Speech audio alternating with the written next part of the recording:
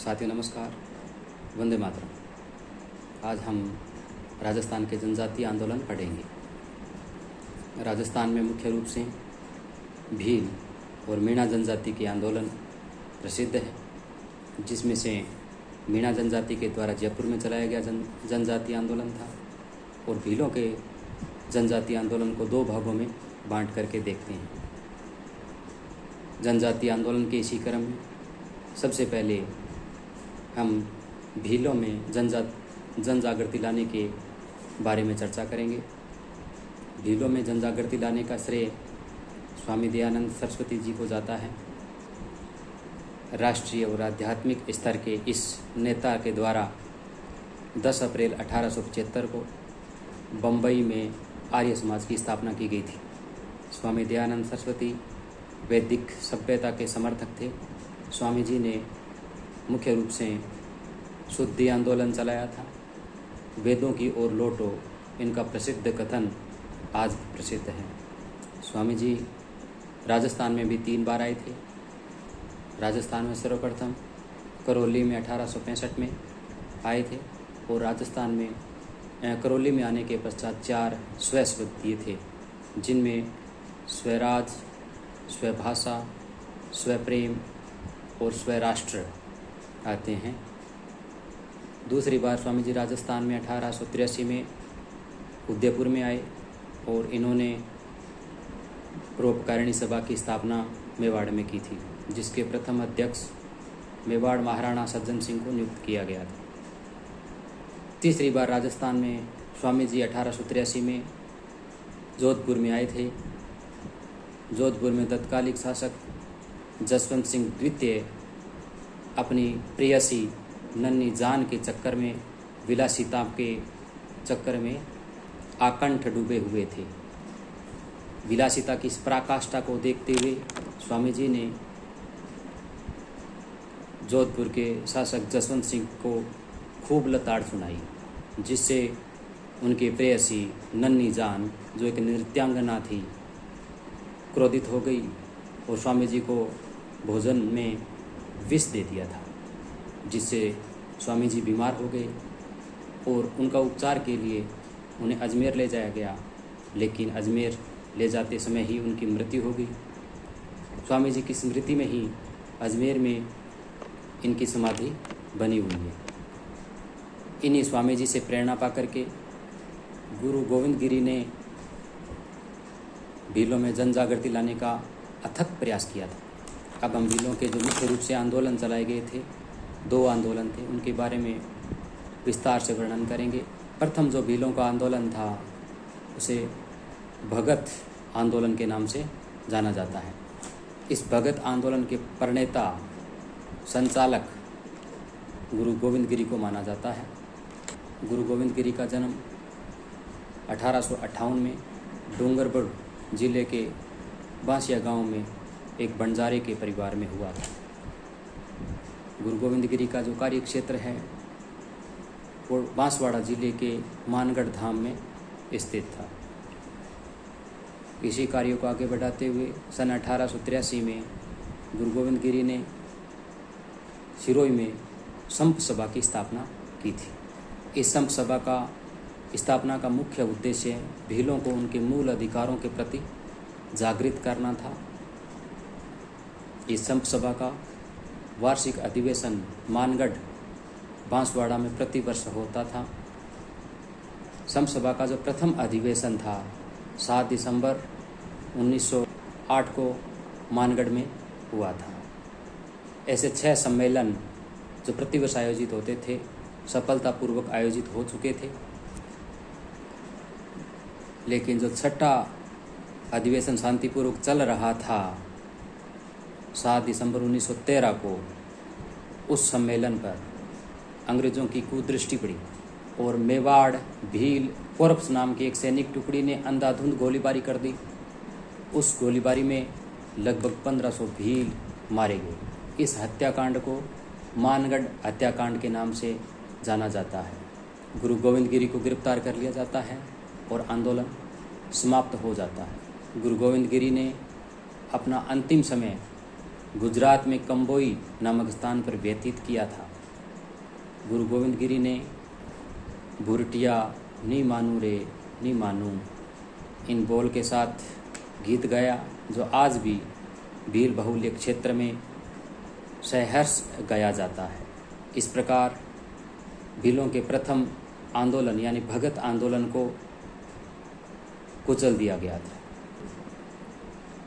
भगत आंदोलन के पश्चात भीलों का जो दूसरा आंदोलन था वो एकी आंदोलन या भूमट भील आंदोलन कहलाता है।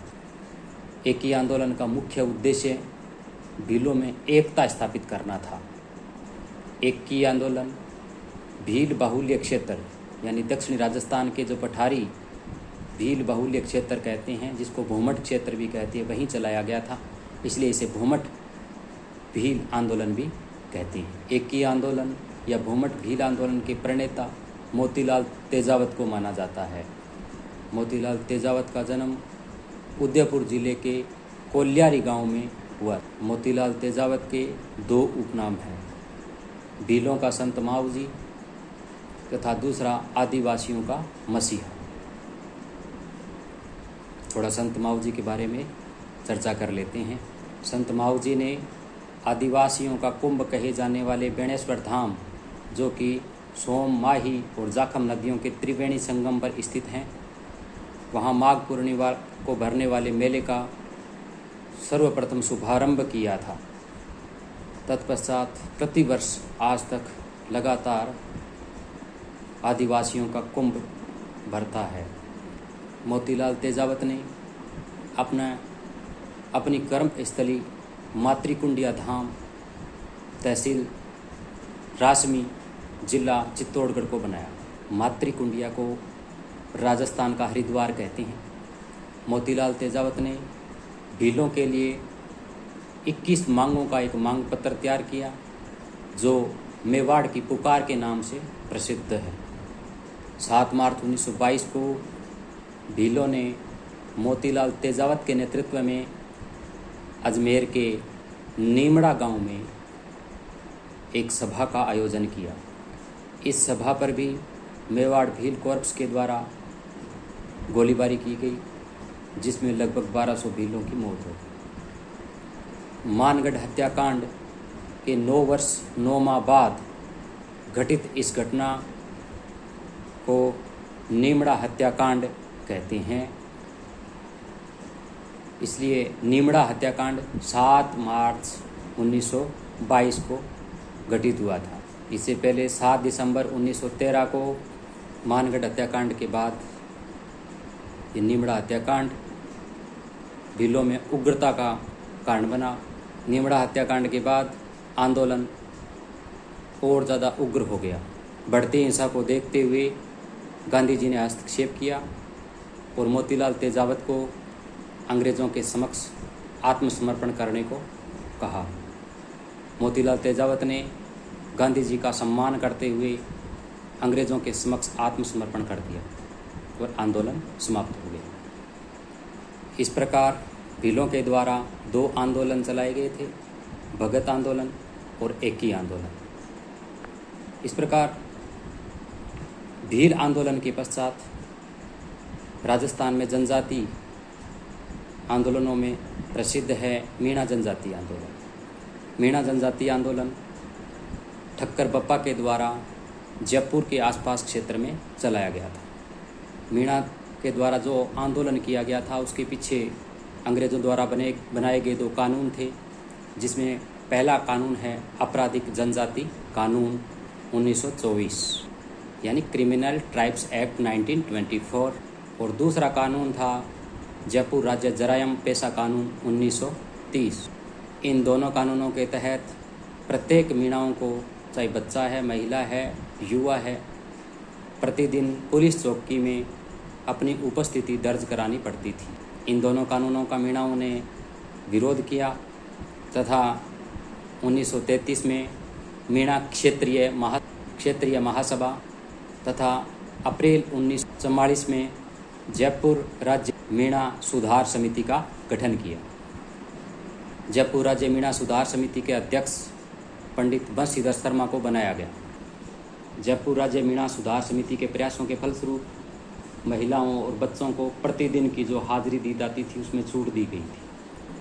28 अक्टूबर 1946 को मीणाओं ने बाघावास जयपुर में एक सम्मेलन बुलाया।